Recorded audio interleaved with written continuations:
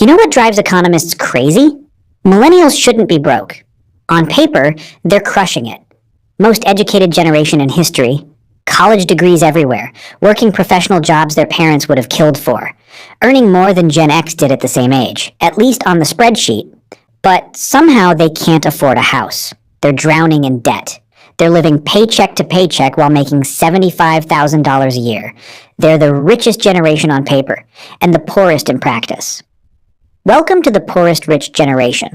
Born between 1981 and 1996, millennials were sold the clearest formula in American history. Go to college. Get a degree. Success is guaranteed. It was supposed to be the safest bet you could make, except it was a lie. And that lie didn't just cost them money, it rewired their entire relationship with money in ways that still confuse everyone watching. Picture this. It's 2005. You're 18 years old, sitting in a guidance counselor's office. Everyone, your parents, your teachers, the entire culture tells you the same thing.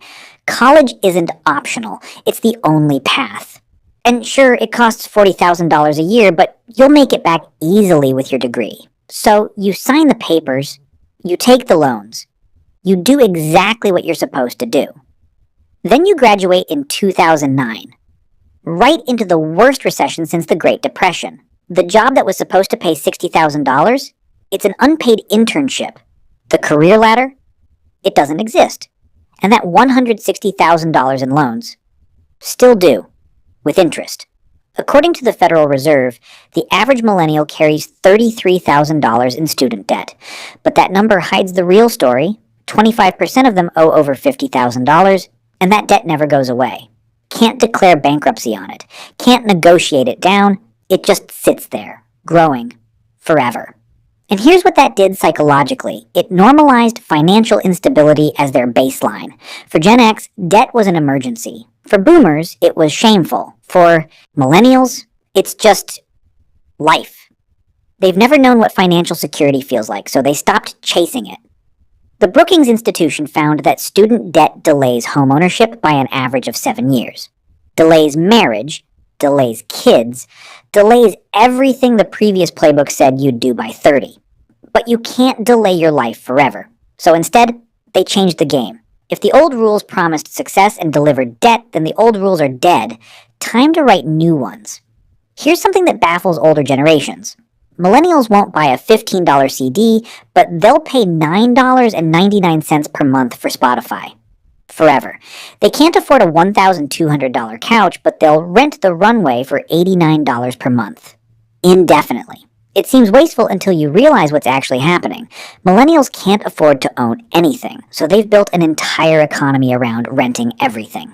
A Deloitte study found the average millennial has 17 active subscriptions, streaming services, meal kits, fitness apps, software, cloud storage, subscription boxes for literally everything. It adds up to hundreds of dollars a month, but each individual charge feels manageable. And that's the psychology. $12.99 doesn't trigger the same financial alarm bells as $300. Even though 12 months of $12.99 costs more than buying the thing outright, it doesn't feel that way in the moment. It's financial sleight of hand, and they're doing it to themselves.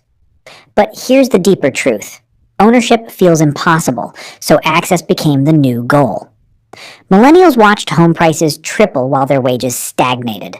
A house isn't an if, it's a never. A car is a depreciating liability. Physical possessions feel like anchors when you might need to move for the third time this year chasing work. So why buy when you can access? Why commit to owning when your entire economic reality is temporary? The subscription model isn't a preference, it's adaptation. They're renting their lives because ownership was taken off the table before they even started playing. Now we get to the part that really confuses people. Millennials aren't just broke by accident. A lot of them are broke by choice. Bank of America found that 68% of millennials prioritize experiences over material goods, even when it means having less savings. They'll have $847 in their checking account and book a $1,200 trip to Portugal. They'll skip contributing to their 401k to attend Coachella. They'll choose the boutique coffee every morning instead of saving $150 a month. And before you call it irresponsible, here's what's actually happening. They've done the math, and it doesn't work. The National Association of Realtors says the median home price is $417,000. With 20% down, that's $83,400 in cash. If you save $500 a month, which most can't, that's 14 years of perfect saving. No emergencies, no setbacks, no life. So they opted out. Not because they're impulsive, because the goal is mathematically unreachable and they'd rather live now than save for a future that keeps moving further away. Morgan Stanley, research shows millennials are the most financially literate generation ever. They know compound interest, they understand opportunity cost, they've run the numbers, and the numbers say they're screwed either way. So they made a choice. If financial stability is a myth, they'll take the memories instead. The economy can crash, the job market can collapse, political chaos can erupt, but nobody can take away that week you spent in Thailand or that concert where you cried. It's not reckless, it's calculated nihilism. They're not saving for retirement because they've seen 3 once-in-a-lifetime economic crises and they're only 35. The system kept changing the rules, so they stopped playing. Let's talk about the darker side. Retail therapy isn't just a joke for millennials. It's a coping mechanism for a generation that's been in survival mode since 2008. Doom spending became an actual term in 2023. The OEO phenomenon of buying things because everything feels hopeless anyway. A study by Intuit Credit Karma found 27% of millennials admit to spending money to cope with stress about the economy. That's not shopping.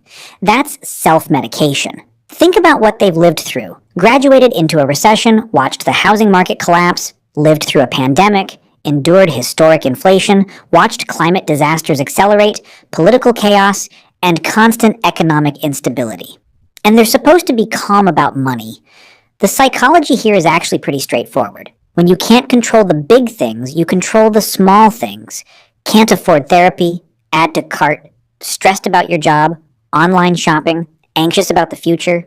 There's a little dopamine hit waiting in that package notification. Researchers call it compensatory consumption, buying things to fill emotional voids. But for millennials, it's deeper than that. It's about creating tiny moments of control in a life that feels completely out of control. And here's the really dark part. They know they're doing it. A CNBC survey found 73% of millennials have anxiety about money. They're not oblivious. They're fully aware they're trauma spending.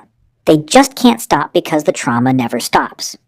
The treat yourself culture isn't about entitlement. It's survival. When the world is burning and your future looks grim, that $47 candle or $6 latte becomes a small act of defiance. A tiny rebellion that says, I'm allowed to have something good even if it's just this moment. It's not healthy, but it's human. So here's what millennial money psychology really tells us.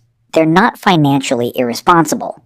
They're financially realistic about an unrealistic situation. They followed every rule, got the degrees, worked the jobs, did everything the system promised would lead to success. And the system failed them spectacularly. So they adapted. They stopped buying things they'll never afford. They stopped saving for goals that keep moving. They started spending on what can't be repossessed, experiences, moments, small joys in an uncertain world. They're not the poorest rich generation because they're bad with money. They're the poorest rich generation because they inherited an economy that promised prosperity and delivered debt, instability, and broken dreams. And honestly, their response makes perfect sense. When the game is rigged, you stop playing by the rules. Your money habits aren't random. They're responses to the world that shaped you. And millennials' responses are exactly what you'd expect from a generation that did everything right and still lost.